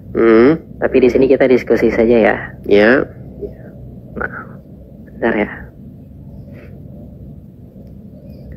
Karena saya juga sambil belajar kan sama langsung umat Kristen ya langsung. Boleh, boleh. Nah ini terdapat di Markus 2, 1 sampai 12 ya. Boleh, silakan, silakan. Di sini kan mengatakan ya di Markus 2 sampai 12, Yesus itu masih hidup dan ia mengampuni orang yang dalam arti orang yang masih hidup. Dibaca saja boleh. Dibaca saja biar bacakan ya. Iya. Beberapa hari kemudian ketika Yesus kembali ke Kapernaum, terdengar kabar bahwa dia berada di rumah. Banyak orang dikumpulkan sampai tidak ada tempat lagi, bahkan di dekat pintu sekalipun. Dan dia memberitakan firman kepada mereka. Lalu mereka datang kepada Yesus dengan membawa seorang lumpuh yang diusung oleh 4 orang. Ketika mereka tidak dapat membawa orang itu ke dekat Yesus karena banyaknya orang, mereka membongkar atap tepat di atas Yesus. Setelah membongkarnya, mereka menurunkan kasur tempat orang lumpuh itu terbaring. Ketika Yesus melihat iman mereka, dia berkata kepada orang lumpuh itu, "Hai anakku, dosa-dosamu diampuni." Oke. Namun beberapa ahli Taurat yang duduk di sana bertanya-tanya dalam hati mereka, "Mengapa orang ini berkata seperti itu? Dia sedang menghujat. Siapa yang dapat mengampuni dosa-dosa selain Allah itu sendiri?" Yesus segera mengetahui dari dalam rohnya. Bukan, Yesus segera mengetahui isi hati mereka. Oh, itu isi hati mereka ya? Iya. Oh, isi hati mereka, bahwa mereka bertanya-tanya dalam hati mereka. Iya, ya. Dia berkata kepada mereka, "Mengapa kamu bertanya tentang hal itu dalam hatimu? Mana lebih mudah mengatakan kepada orang lumpuh itu, dosa-dosamu diampuni, atau mengatakan bangun, angkat kasurmu dan berjalanlah? Akan tetapi, supaya kamu tahu bahwa anak manusia memiliki kuasa di bumi untuk mengampuni dosa." Oke. Dia berkata kepada orang lumpuh itu, "Aku berkata kepadamu, bangun, angkat kasurmu, dan pulanglah ke rumahmu." Orang lumpuh itu segera berdiri, mengambil kasurnya, dan pergi keluar melewati semua orang. Mereka semua takjub dan memuliakan Allah serta berkata, "Kami belum pernah melihat hal yang seperti ini." Markus 2, 1 sampai 12. Oke. Oke, di sini berarti di sini sebetulnya Yesus tidak perlu menumpahkan darah ya. Dalam arti di mana Yesus menumpahkan darah? Ini pemahaman-pemahaman yang orang salah paham. Di mana ada Yesus menumpahkan darah? Ya, sebentar. Maksud saya di sini berarti ketika hidup Yesus hidup, ia dapat mengampuni dosa, betul? Ya. Nah, berarti indikasinya ketika Yesus mengatakan hal ini dalam pengampunan dosa yang tadi Abang katakan, Abang Edis katakan, ia ditebuskan dosanya karena penyaliban tersebut ya. Jadi dosanya siapa yang ditebus? Dosa seluruh manusia umat Kristen. Enggak, kata siapa? Dosa Islam tetap aja ada di situ. Dosa umat Kristen maksudnya? Enggak, bukan dosa umat Kristen. Setiap orang yang menerima Yesus, maka dia itu tidak diperhitungkan lagi dosa dan pelanggarannya. Oh, jadi sudah diberikan keselamatan ya? Iya. Peristiwa yang Anda kutip di dalam Markus tadi itu tidak berkaitan dengan apa yang barusan kita bahas. Oke. Begitu. Di mana ada Yesus menumpahkan darah? Ini paham-paham yang disalahpahami oleh orang terhadap kekristenan. Di mana ada Tuhan menumbalkan anaknya, di mana? Nggak ada itu dalam ajaran Kristen tuh, nggak ada. Di mana? Makanya saya heran begitu. Kadang-kadang orang bisa berpikir seperti itu karena penjelasan orang-orang Kristen yang dalam tanda kutip goblok. Nggak ada Tuhan numbalin, nggak ada. Yesus itu di dalam Bible, baca dari A sampai Z, dari Matius sampai Yohanes, dia itu memberitakan kebenaran. Tetapi orang-orang Yahudi itu tidak menerima dia. Maksudnya orang-orang ahli-ahli Tauratnya, pemuka-pemuka agama Yahudi, tidak menerima dia. Sehingga Yesus diserahkan kepada pemerintahan pada saat itu untuk disalibkan. Yang menyalibkan Yesus apa? Apakah Bapa di sorga? Tidak. Yang menyalibkan Yesus itu adalah orang-orang yang tidak percaya kepada Dia. Tetapi Yesus di situ tidak melakukan dosa, begitu loh. Dalam pengertian dia tidak melakukan hal-hal yang melanggar hukum Taurat itu.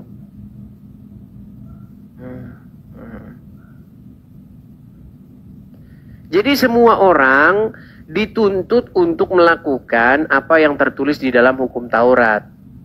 Tetapi tidak ada yang sanggup melakukannya. Hanya Yesus yang sanggup melakukannya. Sampai akhirnya. Jadi tidak melakukan kesalahan satupun.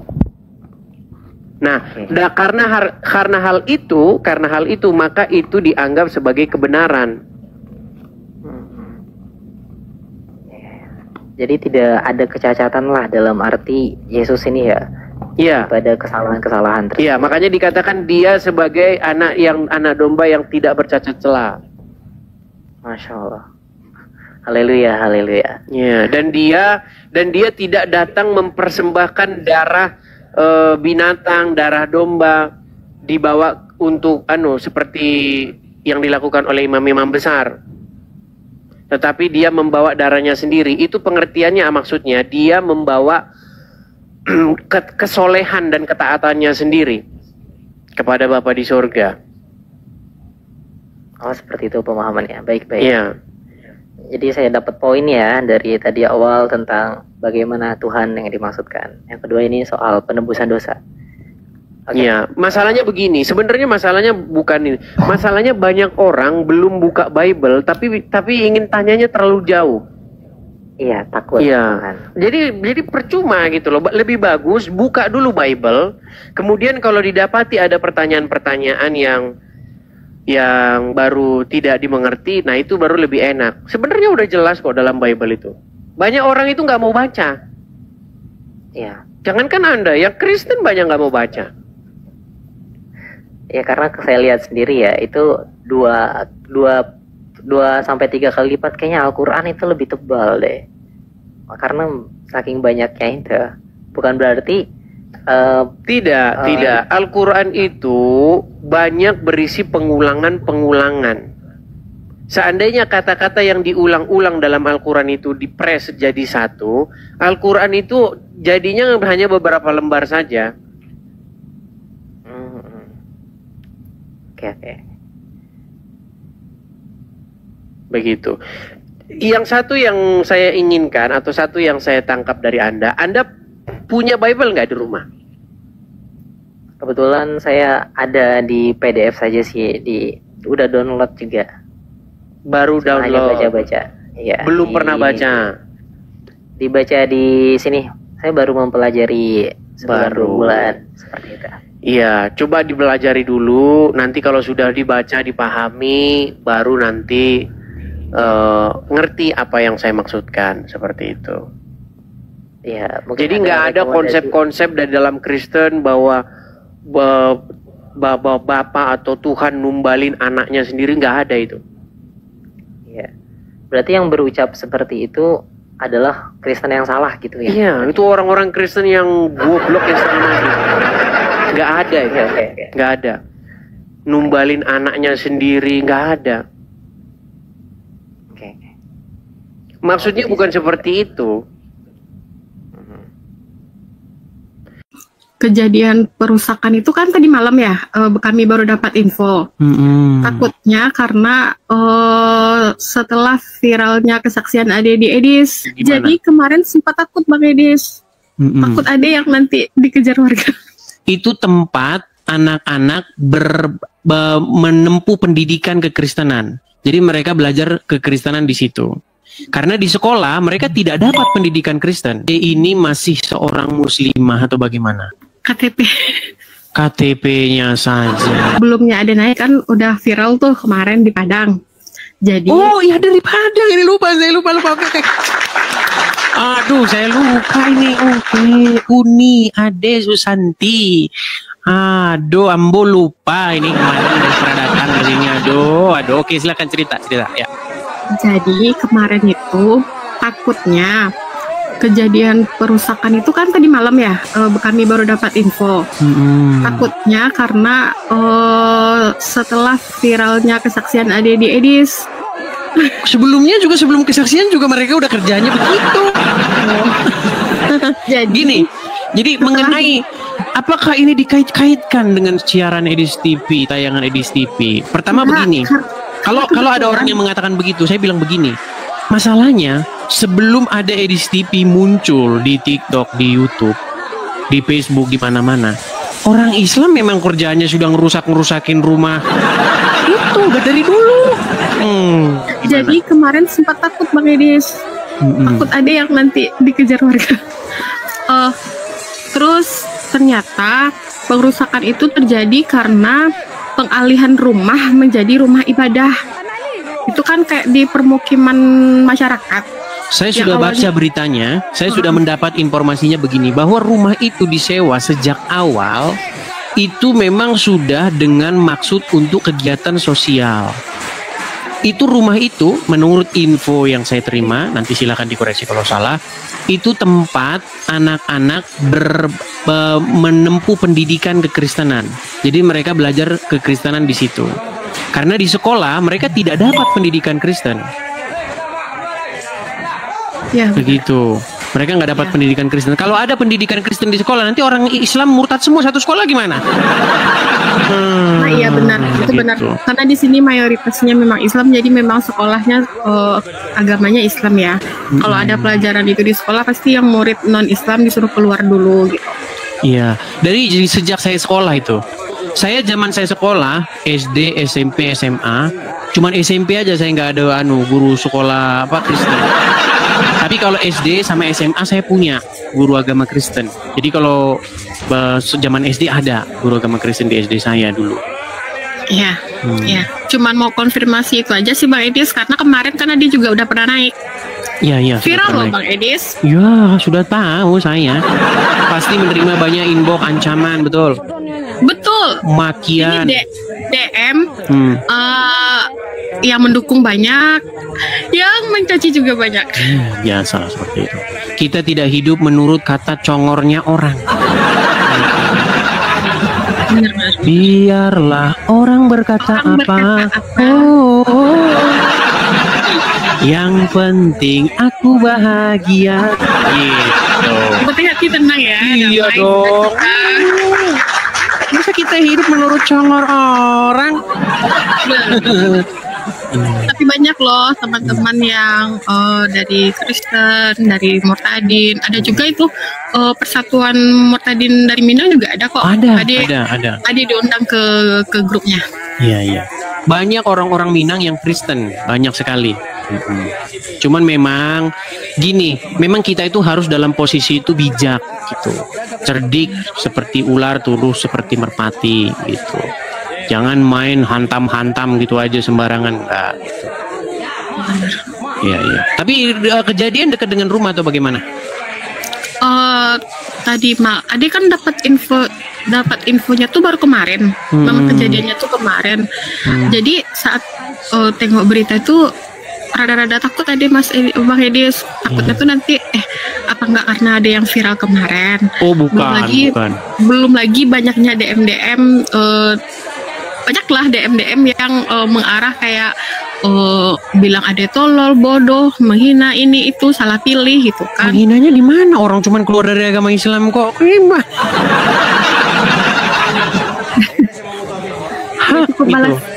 Cukup balas setiap warga negara untuk memilih agamanya.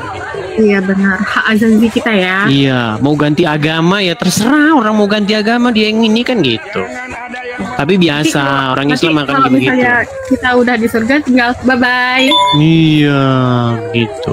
Yang penting kan di sini kan Ade Susanti tidak percaya dengan surga yang katanya pria berdiri 70 tahun berdirinya. Iya. Banyak, terus ada juga yang bilang berani kali kau ya tampil tanpa masker, tanpa kacamata, on cam lagi. Ya nggak apa-apa, yang penting kan tidak menghina gitu loh. Yang penting tidak menghina agama Islam. Kalau mengatakan fakta-fakta tentang agama Islam itu bukan menghina, begitu. Bukan memfitnah, bukan melakukan penyebaran berita bohong, informasi bohong yang menyesatkan, tidak, begitu. Nah mungkin selama ini orang-orang ini kan cuman baca ayatnya aja tanpa tahu artinya, tanpa tahu tafsirannya. Betul. Itu juga sebuah fakta itu. Ketika ada orang yang mengatakan mayoritas orang Islam ketika membaca Al-Quran mereka tidak mengerti artinya, itu adalah fakta. Jadi nggak bisa dikatakan itu sebuah penyebaran informasi bohong.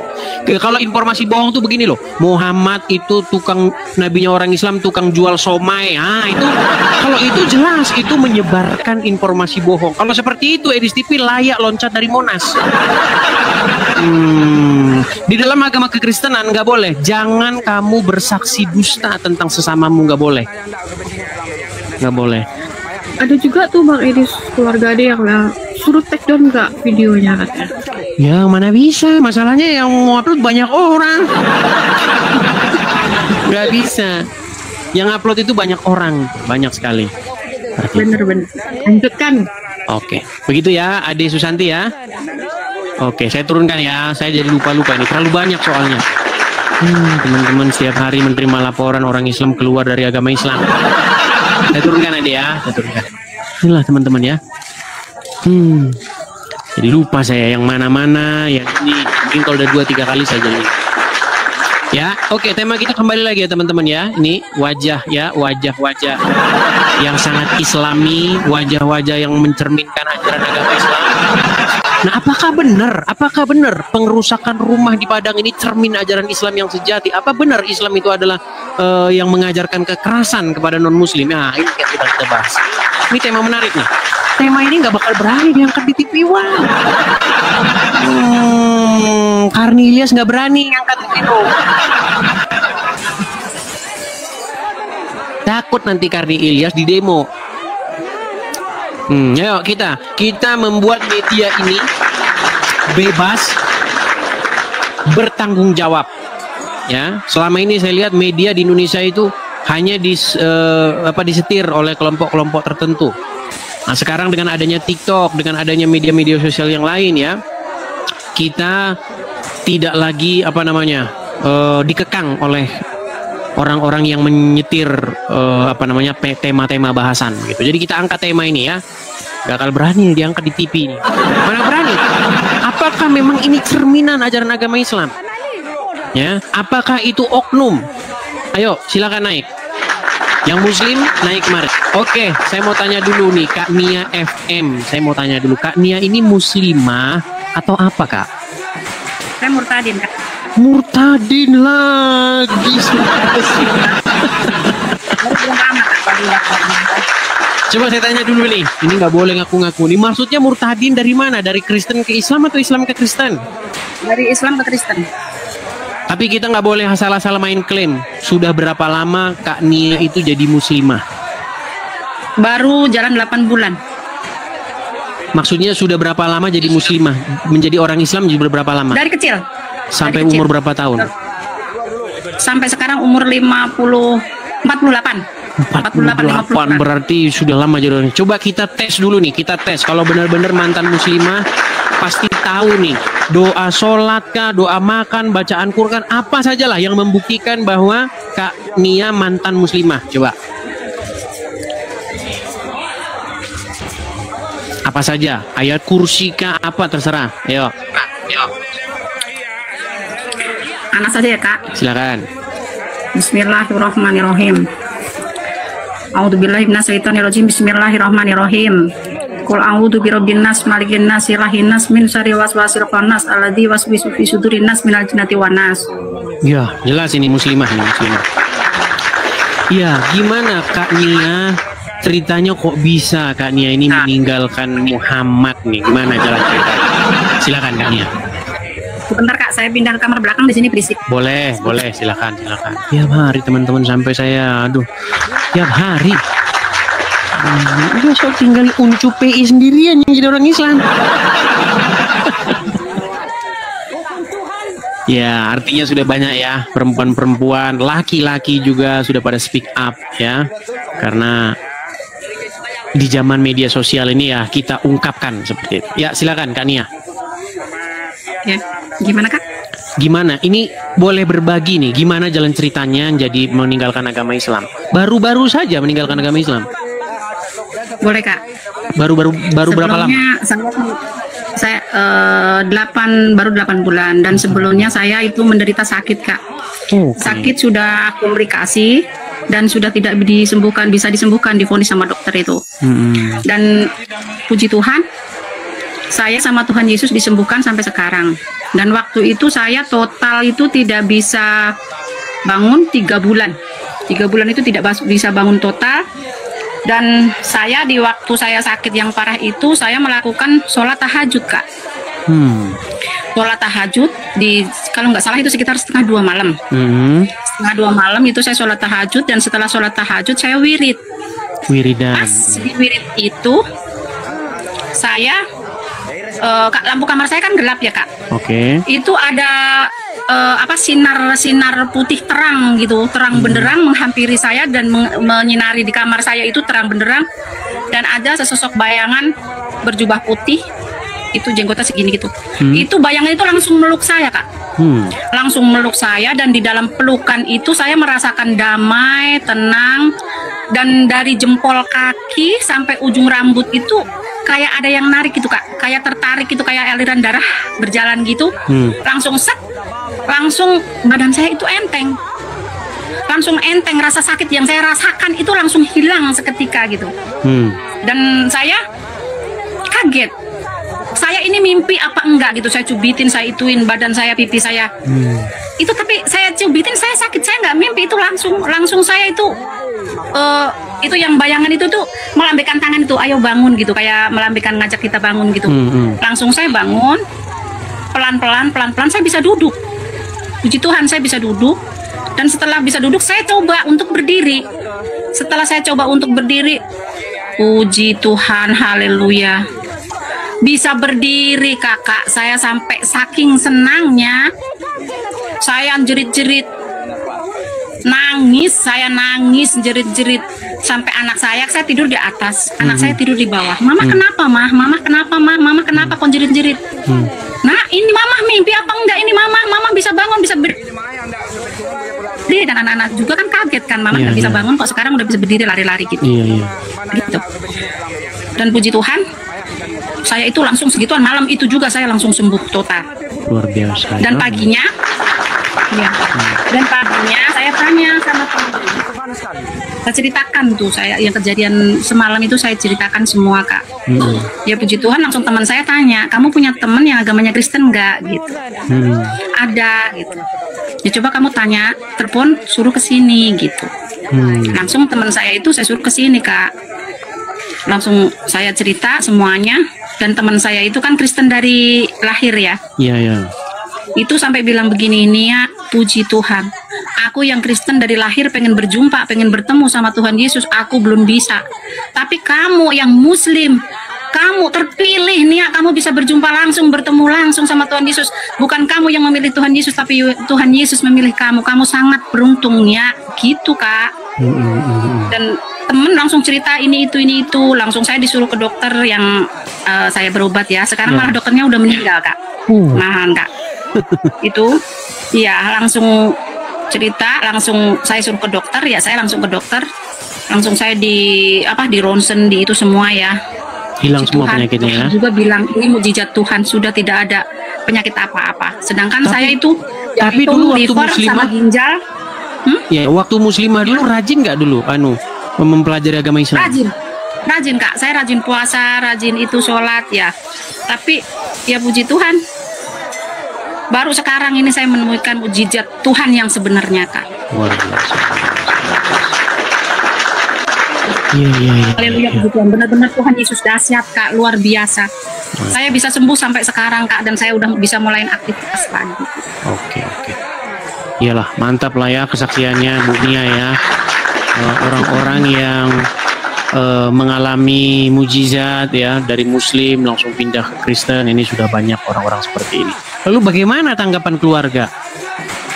Tanggapan keluarga ya ada yang berkontra Kak. Pro kontra ya. Ya anak juga ada yang marah-marah ke saya, mama itu gimana gitu, mama itu gimana, dosa itu mah gitu. Ya saya tidak pedulikan itu, saya yang merasakan mujizat itu kan. Baik. Gitu. Oke lah, terima kasih Kak Nia atas kesaksiannya ya. Terus karena sudah disembuhkan oleh Tuhan Yesus, berarti sekarang tinggal bagaimana pelayanan Kak Nia memberitakan kebenaran, bersaksi tentang kebenaran itu. Gitu. Amin, haleluya. Iya Kak, meskipun kita ikut Tuhan Yesus itu nggak mudah ya. Betul. Butuh perjuangan ya. Saya tetap maju terus, pantang mundur Kak. Udah harga mati Kak. Sekali Yesus ya tetap Yesus selamanya Kak. Saya percaya, waktu dipercaya pasti semua diselamatkan. Saya percaya itu Kak. Iya, betul. Haleluya. Ya teman-teman ya, jadi ini juga seorang muslimah yang sudah juga mengalami kesaksian seperti itu, banyak ya teman-teman ya. Artinya mujizat Tuhan Yesus itu masih terjadi ya teman-teman ya, masih ada. Baik ditunjukkan, baik tidak ditunjukkan, mujizat itu tetap yang penting setia seperti itu ya. Oke, mungkin hanya itu kan ya. Dan saya ini Kak, kan ini banyak yang itu, kenapa kamu pakai kerudung gitu. Itu banyak pada dipertanyakan itu Kak. Nggak apa-apa pakai kerudung, nggak apa-apa. Yang penting kalau pakai kerudung jangan maling di Indomaret. Iya, nggak apa-apa pakai kerudung juga nggak apa-apa. Orang Kristen pakai kerudung boleh, nggak pakai kerudung boleh. Begitu. Soalnya saya udah nyaman begini Kak. Gitu, iya, nggak apa-apa pakai kerudung nggak masalah. Apalagi saya single mom kan, saya buat ngelindungin itu kan gitu. Dan saya anak 5 Kak. Bus banyak mantap. Saya besarin anak 5. Dan yang kedua udah kerja, yang ketiga kuliah, yang keempat baru SMA kelas 3, yang ketiga kelas 3 SD Kak. Ya puji Tuhan, Tuhan selalu mencukupkan kebutuhan saya Kak dan anak-anak. Iya, oke lah. Oke, hanya itu yang disampaikan Kak Nia. Ya, saya pengen banyak belajar lagi ya dari kakak dan dari teman-teman semuanya. Boleh, ada itu forum-forumnya. Saya sarankan ini yang makanya ini teman-teman kita nih perlu tempat apologi itu biar nanti ada sendiri-sendiri ya teman-teman ya. Bisa juga pakai channel ini teman-teman, tapi sebenarnya ya masih besok-besok lah itu ya. Ada sebenarnya di ini di channel-channel kalau mau belajar tentang Kristen bisa seperti itu. Kita besok buka kelas khusus lah ya teman-teman ya. Kelas online di TikTok belajar firman Tuhan bisa. Oke Kak. Gitu. Oke, begitu Kak Yuli. Oke. Oke. Terima kasih Kak Yuli ya. Terima kasih. Karena hari ini kita lagi bahas tema yang ini. Saya turunkan ya. Oke, saya turunkan. Ya. Dulu saya pesan dulu ya. Apa itu? Titip pesan buat negara kita. Dan saya titip pesan buat Bapak Presiden dan Bapak Gibran, dan tolong tegakkan hukum di Indonesia ini.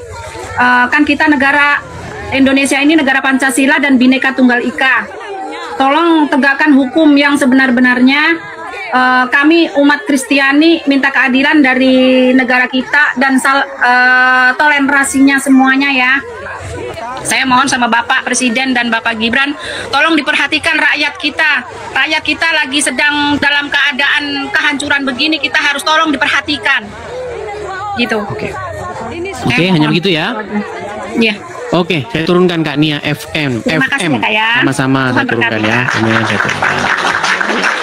Ya, inilah teman-teman ya.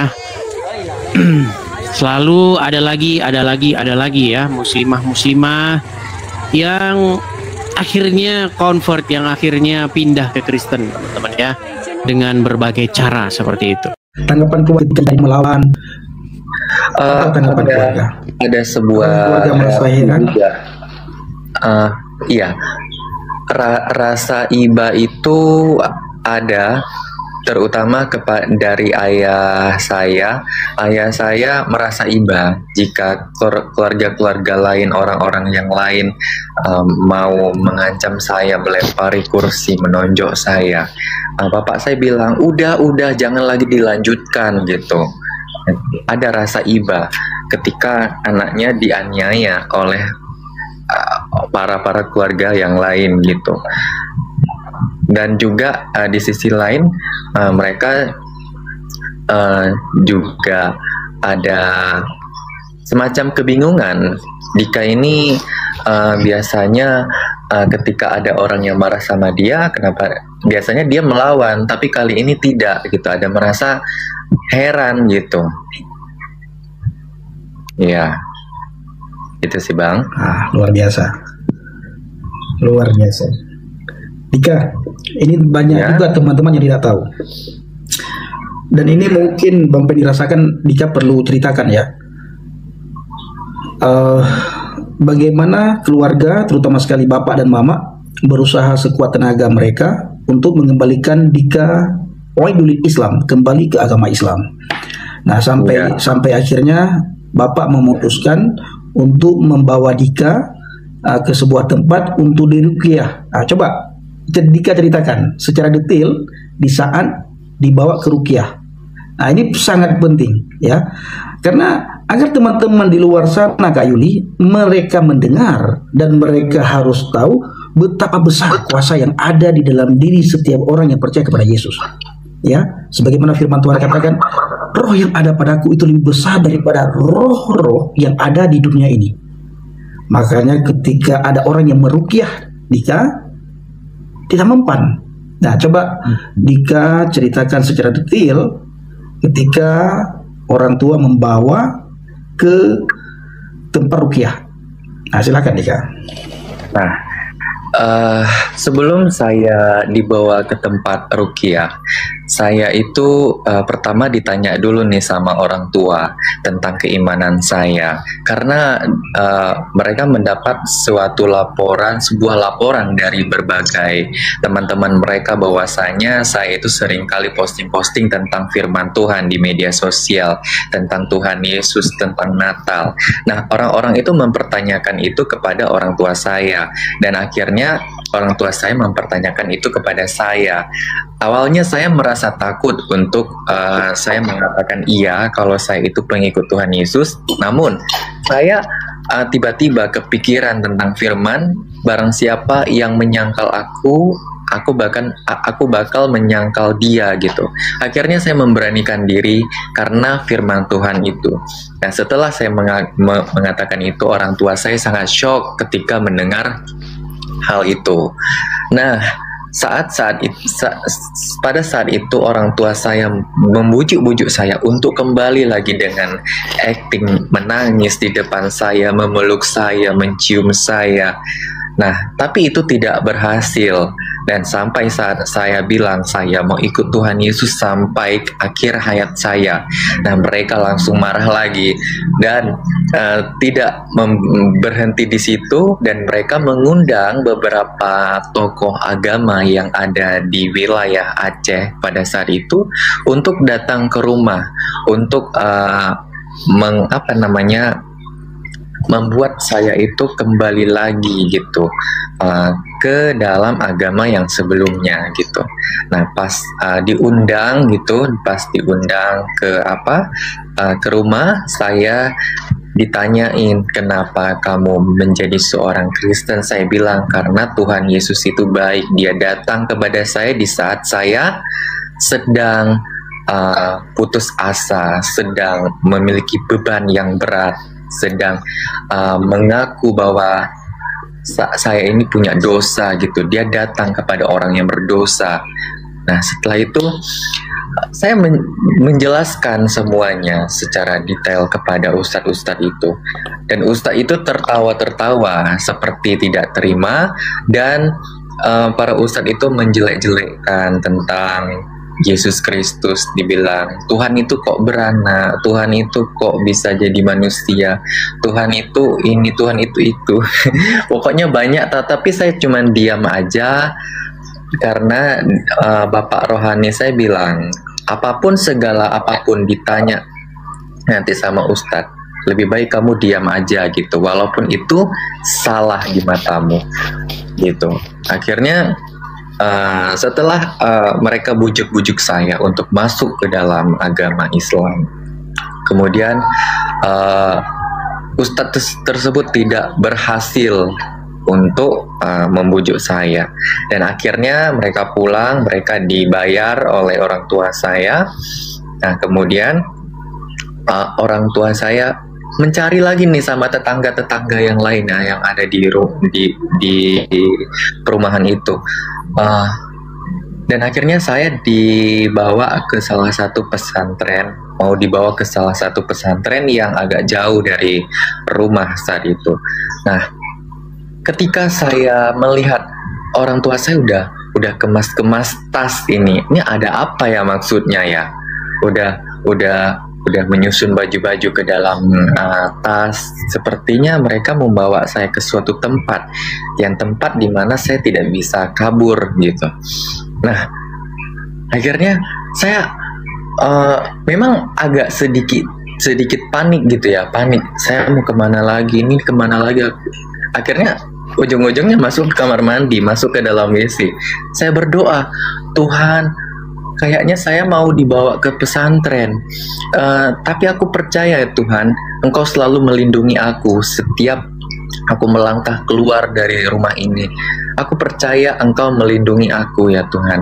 Segala yang buruk-buruk yang ingin mereka perbuat kepadaku ya Tuhan, hapuskanlah ya Tuhan, lenyapkanlah ya Tuhan. Aku percaya di dalam nama Tuhan Yesus. Keluar saya dari rumah, masuk ke dalam mobil, lalu diantar ke pesantren itu. Nah, saya sampai di pesantren, ketemu sama Ustadz yang punya pesantren. Ustadz itu sebenarnya bingung kepada saya gitu, dan juga bingung kepada orang-orang tua saya yang datang ke pesantren itu, karena memang sebelumnya tidak ada janjian gitu untuk pergi secara tiba-tiba gitu. Jadi pas sampai saya duduk membelakangi Ustadz, disuruh sama Ustadz itu membelakangi. Mereka pikir saya itu datang ke situ untuk diruqyah, untuk melakukan penyembuhan. Ustadz itu tanya, Pak Bu, ada urusan apa mau datang ke sini gitu. Nah, jadi ini Pak Ustadz, anak saya katanya masuk Kristen, tapi saya nggak percaya. Pas ketika saya menanyakan dia dibaptis di mana, di gereja mana, dia nggak mengatakan itu. Saya menanyakan seperti itu karena saya keluarga saya juga ada yang Kristen, katanya gitu. Nah, jadi itu orang tua, bukan orang tua kandung saya, orang tua tiri saya yang mengatakan seperti itu. Nah, setelah itu saya ruqyah oleh ustadz tersebut. Selama 30 menit saya duduk, nggak ada sedikit pun reaksi seperti mau, entah itu mengamuk, entah itu mau pingsan, entah itu mau kejang-kejang, dan segala semuanya. Santai aja gitu. Sampai ustadz itu nempuk-nempuk dada saya. Tepuk-tepuk dada saya, pundak saya ditepuk-tepuk, kepala saya digini-ginikan, nggak ada reaksi apa-apa. Nggak ada, itu murni. Kalau nggak percaya boleh saya diruqyah sekali lagi, tapi memang nggak ada gitu. Nggak ada reaksi seperti orang-orang yang tanda-tanda ada sesuatu di dalam dirinya yang keluar gitu. Nah, jadi Ustadz itu bingung gitu, sampai Ustadz itu tanya, apakah kamu selama sebelum percaya Yesus ada sholat? Ada, saya bilang. Setelah saya percaya Yesus, saya nggak melakukan sholat lagi gitu. Dan sampai bertanya, kenapa kamu bisa menjadi seorang pengikut Yesus gitu? Karena saya mengalami penglihatan, saya melihat Tuhan Yesus membawa saya ke sebuah taman, dan juga saya melihat Tuhan Yesus itu ada mimpi bahwasanya Tuhan Yesus akan datang kedua kalinya dan mengangkat orang-orang yang percaya kepadanya. Nah, di situ langsung dipotong sama ustadz tersebut. Pak, Bu, anak bapak dan ibu halusinasi, jawab orang tua tiri saya. Jadi gimana solusinya Pak Ustadz? Bawa pulang aja ke rumah. Itu jawaban Ustadz. Itu Ustadz yang punya pesantren. Itu Ustadz yang punya pesantren, Bang Pendi dan Kak Yulia. Bukan Ustadz abal-abal gitu. harusnya ketika saya di ruqyah, ketika saya di masuk ke dalam lingkungan itu, harusnya saya itu dididik agama yang sebelumnya itu, agar saya itu bisa kembali lagi. Tetapi kehadiran saya di pesantren itu menjadi ancaman bagi mereka, karena takut, karena saya ini adalah virus, bisa menyebarkan tentang Injil kebenaran kepada mereka yang tertanam di pesantren itu. Nah, ketika saya disuruh pulang, nah, orang tua saya memang ada sedikit rasa kecewa. Yang awalnya ingin saya itu tertanam di pesantren itu, malah saya disuruh pulang kembali ke rumah. Nah, setelah sampai di rumah, saya disuruh sholat oleh ayah saya. Yuk, sholat gitu. Oke, nggak masalah, saya sholat. Tapi saya sholatnya bukan sholat menggunakan bacaan-bacaan Arab, melainkan adalah haleluya, haleluya, Tuhan Yesus memuji, saya memuji Tuhan Yesus dalam gerakan sholat. Orang lain melihat saya itu tapi itu dalam hati. Iya, tapi itu dalam hati. Dalam hati, memuji-muji Tuhan, bernyanyi-nyanyi dalam sholat. Orang lain melihat saya itu sudah sudah mulai kembali lagi ke agama Islam, dan saya selalu melakukan itu di depan orang-orang. Nah, jadi saya mulai dipuji oleh keluarga saat itu, dan keluarga juga sudah tenang ketika saya sudah mau sholat, dan termasuk sholat Jumat. Saya melakukan sholat Jumat, tapi itu juga melakukan pujian-pujian di dalam sholat gitu. Nah, siapa yang menyuruh itu? Bapak rohani saya bilang ke saya, jika kamu disuruh sholat, sholatlah kamu, tapi jangan menggunakan doa-doa yang pernah kamu ucapkan ketika kamu sholat dulu, tapi pujilah nama Tuhan Yesus Kristus, gitu katanya. Oke, saya lakukan. Nah, saat itulah mulai keluarga udah mulai nggak mau lagi mengundang Ustadz ke rumah, dan di situ juga keluarga saya membuat suatu acara potong kurban, seperti anak yang hilang itu loh, cerita yang di Alkitab. Iya, seperti kalau di Alkitab itu tentang anak yang hilang. Buat syukuran lah. Iya, buat syukuran. Nah, buat syukuran gitu, potong lembu gitu, kemudian masak lembu, membagikan kepada anak-anak yatim. Sempat melakukan hal yang seperti itu.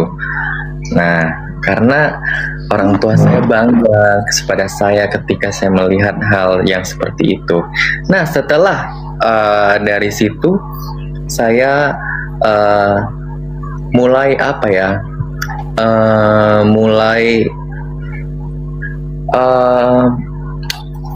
melakukan penginjilan kepada adik saya, walaupun saya nggak ngerti banget bagaimana cara penginjilan itu, tetapi saya mengajak adik saya, Dek, yuk kita baca, ada cerita-cerita gitu. Yuk Dek, baca cerita-cerita ini, ada cerita tentang nabi-nabi. Saya kasih nampak tentang Alkitab, saya bacakan di depan adik saya. Adik saya menerima cerita-cerita itu karena memang masuk di akalnya gitu.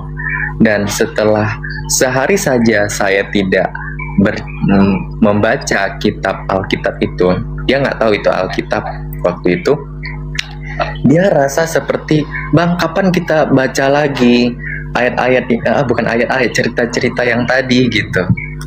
Dan juga bukan hanya itu, saya juga mempertontonkan tentang cerita-cerita seperti Superbook ya, Superbook kepada adik saya gitu. Dia nggak tahu itu adalah konten animasi Kristen, tetapi dia sempat juga menonton di depan orang tua saya.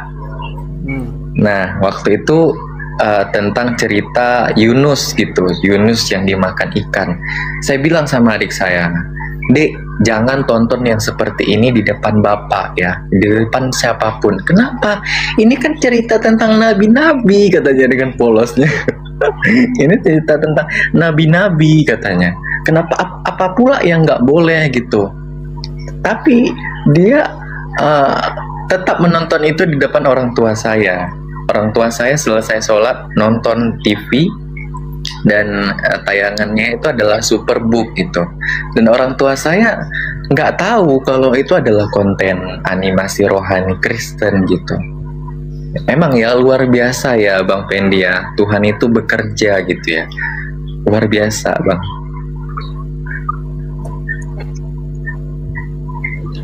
Ya Bang, ada lagi yang ingin Bapak Ibu, ya ada. Ini suara saya kedengaran nggak ya? Kedengaran dengan jelas. Suara saya kedengaran nggak? Oke. Saya ingin kembali ke belakang sebentar ya, karena tadi Dika berkata Yesus datang kepadaku itu di saat aku berbeban berat. Begitu beratnya beban yang Dika alami. Ya, pertanyaan saya, beban apa yang Dika alami sampai-sampai Yesus punya belas kasihan untuk datang kepada Dika sehingga Dika mengalami perjumpaan secara pribadi dengan Yesus. Nah, kalau boleh ceritakan sedikit, beban apa yang Dika rasakan? Ya, jadi yang pertama, beban masalah keluarga. Keluarga saya memang bukanlah keluarga yang harmonis, dan bisa dibilang sudah mengalami perceraian. Dan saya tinggal waktu itu mengikut bapak, dan semua memang ikut bapak, dan mama saya juga sudah menikah lagi, orang tua bapak juga sudah menikah lagi gitu. Dalam keluarga itu tidaklah berjalan seperti yang sebelumnya gitu, sebelum bercerai gitu. Ada percekcokan yang terjadi dalam keluarga yang bisa dibilang memang keributan itu memang ada ya di setiap keluarga, tapi ini memang setiap hari ribut-ribut gitu antara anak tiri dengan ibu tiri gitu. Itu waktu saya sebelum kenal Tuhan Yesus gitu. Dan bukan hanya itu, saya juga berdosa. Berdosa dalam artian saya sering meninggalkan sholat. Saya tidak bisa mengaji. Mengaji itu hanya sebuah hafalan, tidak tahu artinya. Dan banyak dosa-dosa yang saya langgar dalam tanda kutip keagamaan, dan juga dosa kepada orang tua, bercakap yang tidak baik kepada orang tua. Nah, itu adalah merupakan suatu dosa, dan saya mengakui kalau saya banyak dosa gitu. Ketika saya ada ada masalah gitu, yang waktu itu dimana masalah itu tentang keuangan ya, karena pada saat itu masa-masa COVID-19 yang dimana ekonomi memang sangat tidak baik saat itu. Dan juga sewaktu itu saya sedang kuliah dan tinggal sendiri dan kehabisan uang gitu. Nah, jadi karena telatnya pengiriman uang dan juga kehabisan uang, dan waktu itu karena saya memang belum kenal Tuhan, jadi langsung teringat kayak gini, ini kalau saya nggak makan saya akan mati. Dan saya bertanya lagi, jika saya mati, saya ini masuk kemana ya Tuhan? Apakah saya akan masuk ke dalam surga atau saya akan masuk ke dalam neraka? Nah, saya ini nggak mungkin ya Tuhan masuk ke dalam surga karena saya orang berdosa. Saya banyak dosa. Nggak mungkin dosa saya diampuni. Gitu saya bilang. Dan juga saya bilang kepada Tuhan saya yang lama, saya bilang, ya Tuhan, jika besok saya mati karena saya tidak makan, masukkanlah saya ke dalam neraka, karena itu adalah tempat yang layak bagi aku yang berdosa ini, gitu. Barulah saya tertidur dan saya didatangi oleh Tuhan Yesus di dalam mimpi, dalam rupa cahaya. Nah, cahaya itu ternyata adalah sebuah sebuah bahasa isyarat lah kita bilang, bahwa itu adalah ayat Alkitab yang dimana dikatakan oleh Tuhan Yesus sendiri, "Akulah terang dunia, barang siapa mengikut aku, ia tidak akan berjalan dalam kegelapan." Nah, itu yang membuat saya tergerak hati saya. Oh, selama ini ternyata apa yang saya alami ternyata bersama Tuhan Yesus adalah ayat Alkitab ya. Itu, akulah terang dunia. Dan juga ketika itu Tuhan Yesus saya melihat berjalan dan masuk ke pintu yang sempit. Dan itu juga ayat Alkitab tentang pintu yang jalan yang sempit dan jalan yang lebar. Jalan yang sempit itu sangat susah dilalui, sedangkan jalan yang lebar itu menuju kepada kebinasaan. Nah, semua apa yang saya alami di dalam mimpi itu berkaitan dengan Alkitab. Di dalam mimpi juga Tuhan Yesus memeluk saya, membuka kedua tangannya. Dia nggak bilang langsung, "Nak, peluk saya," enggak. Tapi dia membuka kedua tangannya, memberi isyarat, "Marilah datang kepadaku yang lebih lesu dan berbeban berat. Aku akan memberikan kelegaan kepadamu." Itu yang membuat saya, setelah saya percaya Yesus, setelah saya pahami lagi apa arti yang mimpi yang saya, wah ternyata Bang Pendi. Ya, jaringan saya kurang bagus. Lanjut Ika. Ya, begitu Bang Pendi. Sudah selesai. Oke, siap. Bapak Ibu, sebelum pada kayu ya, saya ingat satu hal. Yesus berkata begini, firman Tuhan berkata, "Aku datang bukan untuk memanggil orang benar, melainkan orang berdosa." Betul. Supaya mereka bertobat. Nah, ini luar biasa. Jadi apa yang Dika alami itu tergenapi. Apa kata firman Tuhan dalam Injil Lukas 5 ayat 32? "Aku datang bukan untuk memanggil orang benar, melainkan orang berdosa supaya mereka bertobat."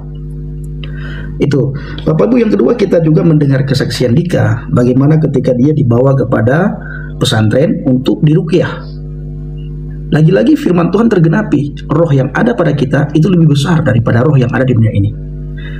Ketika kita percaya kepada Yesus, Roh Kudus ada dalam hati setiap orang yang percaya kepada Yesus. Karena hanya orang yang ada Roh Kudus yang bisa mengatakan Yesus Kristus. Di doubling suaranya ada Roh Kudus dalam hati kita. Doubling ya. Shalom, halo. Berarti Kak Yuli jangan buka mic dulu. Berarti kalau coba Kak Yuli buka mic. Ya, aman kok. Tadi aja abang yang doubling mungkin. Halo. Aman. Oke, siap. Oke, nah dari Bapak Ibu, firman Tuhan itu benar-benar tergenapi pada diri Dika. Sebagaimana yang saya tekan barusan, hanya orang yang ada Roh Kudus dalam hatinya yang bisa mengatakan Yesus Kristus Tuhan dan Juru Selamat. Apabila Roh Kudus tidak ada dalam hati orang itu, sekalipun dia membahas Alkitab, dia mengucapkan Yesus, dia tidak akan bisa mengakui Yesus Kristus Tuhan dan Juru Selamat. Kenapa? Karena Roh Kudus tidak ada dalam hatinya. Dia mengucapkan Yesus bukan untuk mencari kebenaran, tetapi untuk mengolok-olok iman kekristenan. Tapi betapa luar biasanya apa yang dialami oleh Dika. Dan tentu saudara semuanya, kita semuanya Bapak Ibu rindu mengalami Kristus. Setiap kita pasti mati, saudara, pasti mati, ya. Tetapi pertanyaan saya, apakah kita bertemu dengan Yesus atau tidak?